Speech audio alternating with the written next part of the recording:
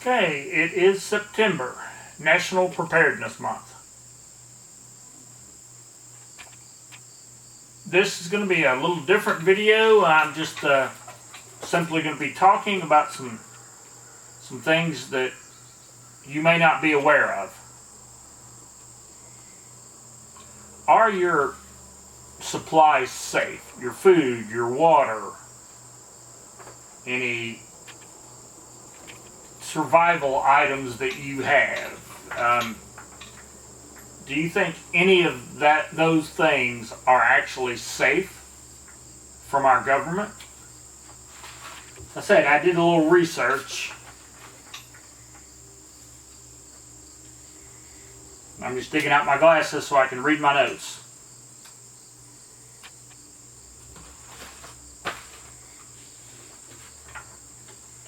Alright, so we all know that the government suggests that you stock enough food, water, medical supplies to last yourself 72 hours.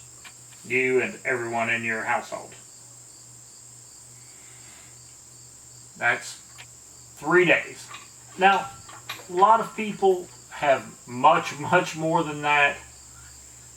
But in general, you probably have enough food to last yourself 3 days in some kind of emergency situation. I would say 90% or more Americans have enough food in their cabinet or their fridge or their freezer to last those 72 hours. However, the government can ration or seize food and supplies needed in times of crisis. Needed in times of crisis. Here's just a couple of historical examples of things that have been done. Civil War, the Confederate Army, the Confederate government used something, it was a policy called impressment. It allowed them to seize food, fuel, slaves, and other supplies to support their army. World War I, there were food shortages. One of those items was sugar. The U.S. Food Administration allotted each family only 4 cups of sugar. Sorry, there's a couple of yellow jackets flying around me. I tore down a nest yesterday. World War II, the Emergency Price Control Act. You know, that sounds great. Controlling the prices so things can't be overcharged. It's a lot more than that. It introduced price limits and food rationing. Americans were issued food coupons to buy certain items, including sugar, meat, coffee, cheese, and canned milk. No coupon, unable to purchase. Now, does this sound like America? And Americans were encouraged to report hoarders. In this sense, the word hoarders basically means people who have prepared. Now, during COVID, we all remember shortages,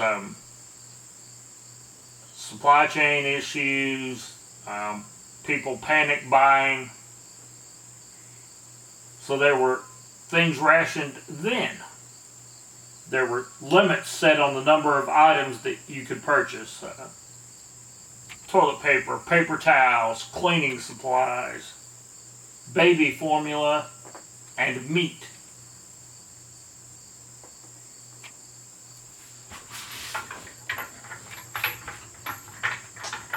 What are you looking at, Luna? got my little dog tied out in the yard here, and she keeps looking at something. I don't know what. Okay, so let's take a look at the law as it pertains to the topic here of the government being able to seize whatever it wants, essentially.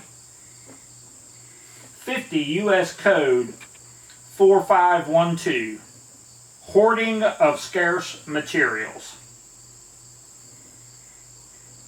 In order to prevent hoarding in excess of reasonable demands of business, personal, or home consumption, or for the purpose of resale at prices above market value, materials which have been designated by the President as scarce material or materials the supply of which would be threatened, the accumulation of which is unlawful. Basically says that the government can deem unlawful anything that you have stocked up on. Means they can come take it. Now, a few executive orders over the years, and I'm not going to go into all of them or all the laws. This is going to be just short and to the point. President Kennedy in 1962 signed Executive Order 10998. Sorry, the Yellow Jackets are flying around again. Yes, the Yellow Jackets' nest was under my porch swing. The Yellow Jackets were getting aggravating, so I changed positions. Yeah, I was talking about President Kennedy and Executive Order 10998. It gives the government the right to take over all agricultural production, including plans and procedures of agricultural items stockpiled for survival purposes. Meaning they can take whatever you have.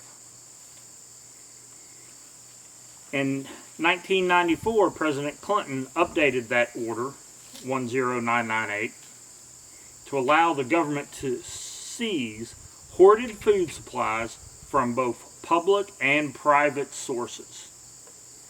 They can come in, take your food. End of story.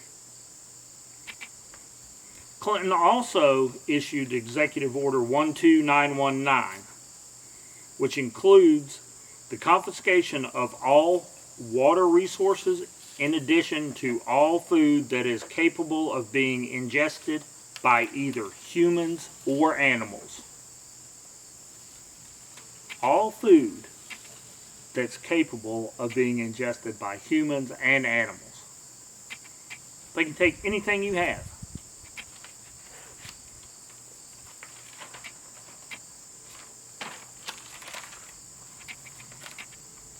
Okay, in 2012, President Obama signed Executive Order 13603,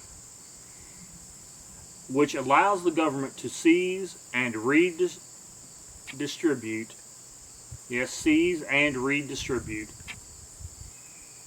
water, food, and all other resources when U.S. is in a state of emergency.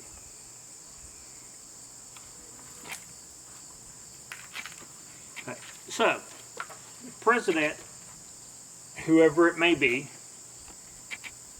can declare a state of emergency. So going just by this last executive order that I talked about, the government can come take all your food, all your water, or basically anything that you have. That means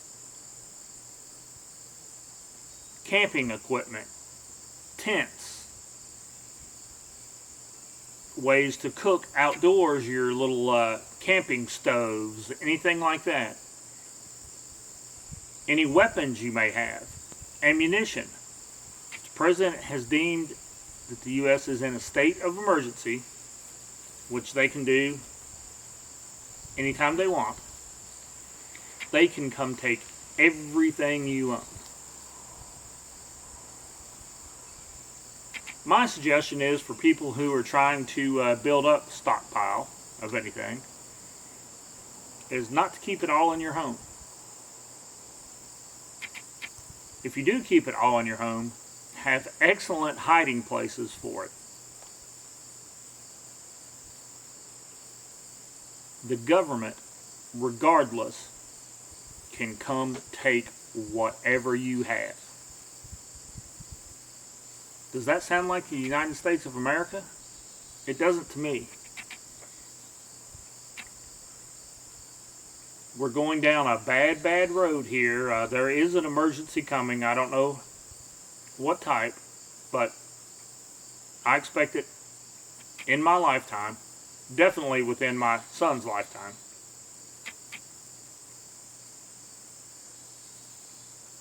Is it right that the government can come take what you have stocked up and prepared for to give to other citizens